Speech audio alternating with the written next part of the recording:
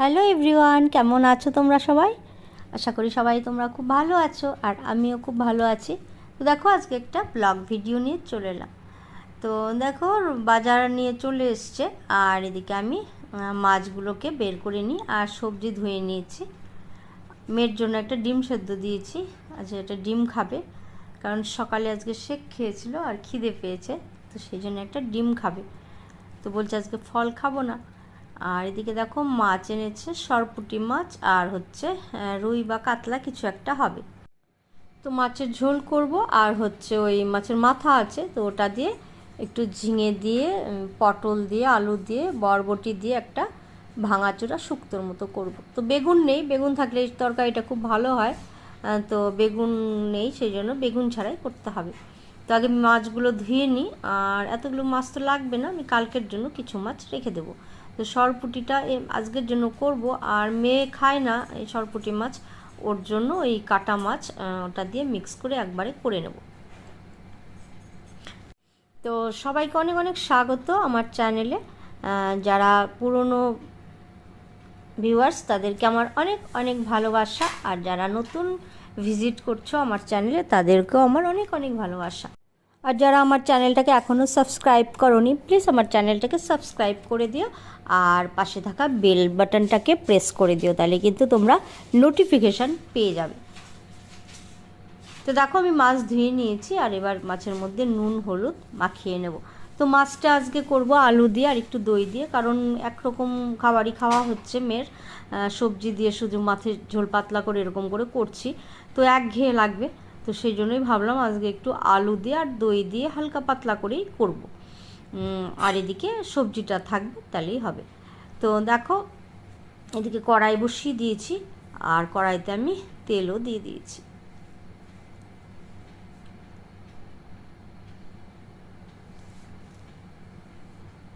তো মাছ ভাজতে কিন্তু বেশি তেল লাগে, আমি যেটা লক্ষ্য করলাম আজকে, ছোট মাছ ভাজতে কিন্তু, মানে এই যে সরপুঁটি মাছ, এই যে আমি এতটা এইটুকু তেল দিয়েছি, মানে মাছ ভাজতে কিন্তু অনেকটাই তেল লেগে গেল, এটাই দেখলাম, যে বড় মাছ থেকে কিন্তু ছোট মাছে বেশি তেল টানে আর কি। তো যাই হোক, আমি চেষ্টা করি আর কি যতটা কম তেলে খাওয়া যায়, কারণ তেল তো আমাদের পক্ষে খুবই খারাপ, পেটের পক্ষে।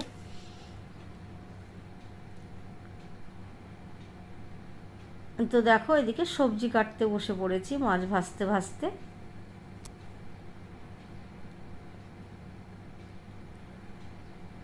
তো ভিডিও টাইম মতো পোস্ট করতে পারছি না, একটু মানে অনিয়মিত হয়ে যাচ্ছে, আসলে কিছু করার নেই, মেয়ের পড়া থাকছে, মেয়ের সাথে রোজই আমাকে বেরোতে হচ্ছে, তো সেই জন্যই। তো দেখা যাক কবে আমি রেগুলারিটি মেনটেন করতে পারি। তো যাই হোক, তোমরা দেখো, কমেন্ট করো, খুব ভালো লাগে তোমাদের কমেন্ট পড়তে আমার।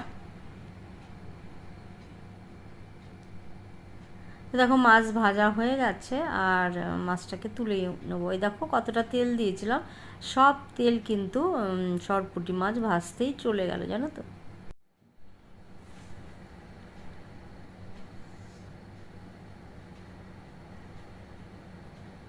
তো এবার আমি মাছের মাথাগুলোকেও ভেজে নেব, আর কাটা মাছ যেটা আছে সেইটুকুকেও ভেজে নেব।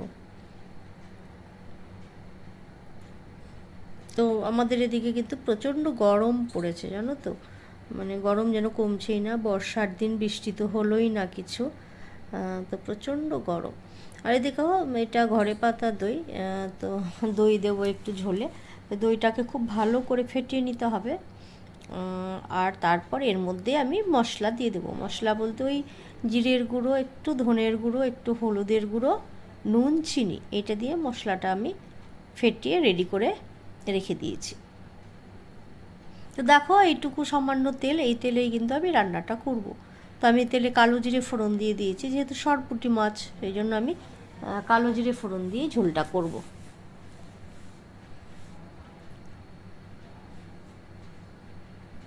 তো কালো জিরেটাকে একটু তেলের মধ্যে ভেজে নিলাম, আর একটা আলুকে আমি কেটে নিয়েছি। তো প্রথমে আলুটাকে দিয়ে আমি ভেজে নেব, আলুটাকে খুব ভালো করে। তো তোমাদের কাছে একটা কথা শেয়ার করছি, এই মেয়ের একটু পেটের সমস্যার জন্য এই যে কিছুদিন হলো হালকা পাতলা খাচ্ছি, তো এটা খেয়ে খুব ভালো আছি জানো তো। তো একটা জিনিস যেটা হয়েছিল, মানে ওজনটা একটা জায়গায় দাঁড়িয়েছিল, যতটাই আমি চেষ্টা করছিলাম কমাতে পারছিলাম না। তো এই কটা দিনের মধ্যে কিন্তু আমি 1.5 থেকে 2 কেজি ওজন কমিয়ে ফেলেছি জানো তো। মানে ওজন কমে গেছে। আমার বাড়িতে তো ওয়েট মেশিন আছে, আমি সকালবেলা রোজ মানে ফ্রেশ হয়ে আমি ওজন দেখবই আর কি। তো দেখছি যে ওজনটা কিন্তু কমছে জানো তো। এটা একটা খুব ভালো খবর। তো যাই হোক, এটা একটা টিপস তোমাদের দিয়ে দিলাম, তেল মশলা যত কম খাবে ওজন কিন্তু কমবে আর সত্যি সুস্থ থাকা যায়। তো দেখো মশলাটা কষিয়ে নিয়েছি, আর এবার আমি ঝোলটাও দিয়ে দেব।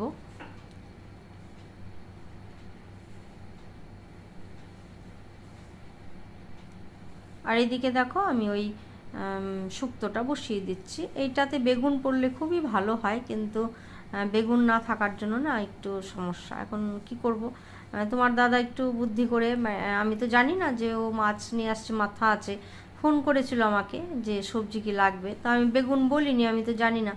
আনার পর তখন দেখছি যে এটা, তখন ভাবলাম যে মেয়ে একঘেয়ে খাচ্ছে, তো এরকমভাবে যদি এই শুক্তোটাও পছন্দ করে, তো সেই জন্য এটাতে ওই একটু নুন, হলুদ আর আদা বাটা আর ফোড়নে রাঁধুনি ফোড়ন দিই আর তেজপাতা, ব্যাস এইভাবেই করি। খেতে খুব ভালো হয়, মুখে রুচিও আসে আর পেটের পক্ষেও খুব ভালো। তো দেখো তোমাদের সাথে কথা বলতে বলতে রান্না মোটামুটি হচ্ছে, ঝোলটা মোটামুটি ঝোল দিয়ে দিলাম আর ফুটিয়ে নেব কিছুক্ষণ। আর এটাকে এবার নুন হলুদ দিয়ে দিয়েছি, বা ঢেকে ঢেকে রান্না করব যাতে সেদ্ধ হয়ে যায়।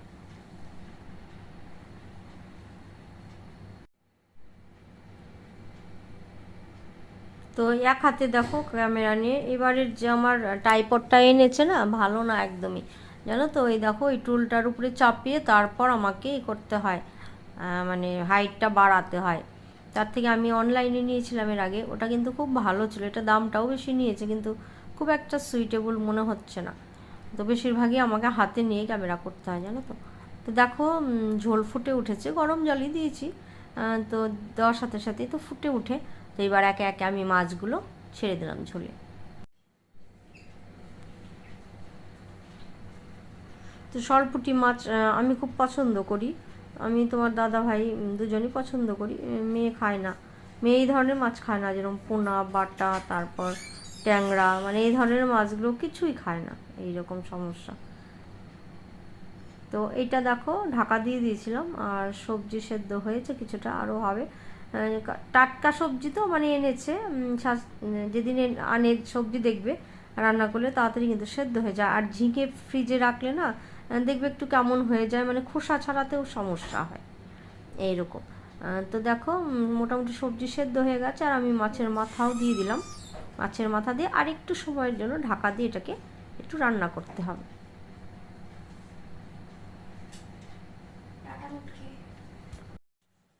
তো আর একটু সময়ের জন্য আমি এটাকে ঢাকা দিয়ে দিলাম। আর এদিকে দেখো মাছের ঝোলটা কিন্তু মোটামুটি হয়ে এসছে, কটা কাঁচা লঙ্কা চিড়ে দিয়ে দিলাম নামানোর আগে। আর এবার আমি ঝোলটাকে নামিয়েও নেব। তো দেখো দেখতে মোটামুটি কিন্তু ভালো হয়েছে, হালকা পাতলা করেছি কিন্তু সুন্দর হয়েছে।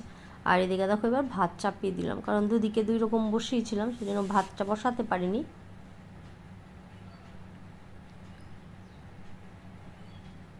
তো দেখো সবজি সেদ্ধ হয়ে গেছে, তো এটাকে আরও একটু ফ্রাই করে নিতে হবে।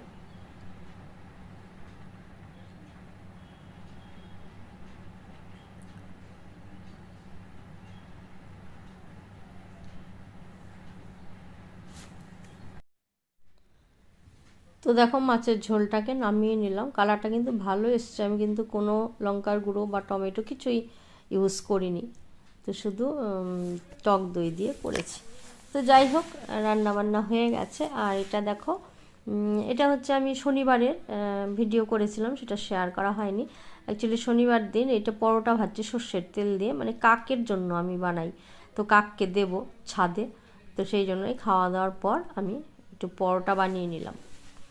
আর দেখো ছাদে গিয়ে এত সুন্দর দৃশ্য দেখে মুগ্ধ হয়ে গেছি, দেখো কি সুন্দর লাগছে। এটা কিন্তু আমাদের ছাদ থেকেই, খুব সুন্দর লাগছিল দেখো আকাশটা। মনে হচ্ছে যে বিভিন্ন রঙে একদম মানে সাজিয়ে রেখেছে আর কি, খুব সুন্দর লাগছিল। তো বিকেলবেলা ছাদে গেলে ভালো লাগে, কিন্তু এই যে ভিডিও এডিট করা থাকে তখন আর হয়ে ওঠে না, জানো। তো দেখো আকাশটা কত সুন্দর লাগছিল, সেটাই তোমাদের সাথে একটু শেয়ার করলাম। তো হালকা হালকা হাওয়া দিচ্ছে, হাঁটতে বেশ ভালোই লাগছে। মেঘ আছে পড়তে, আর আমি এবার নিচে যাব।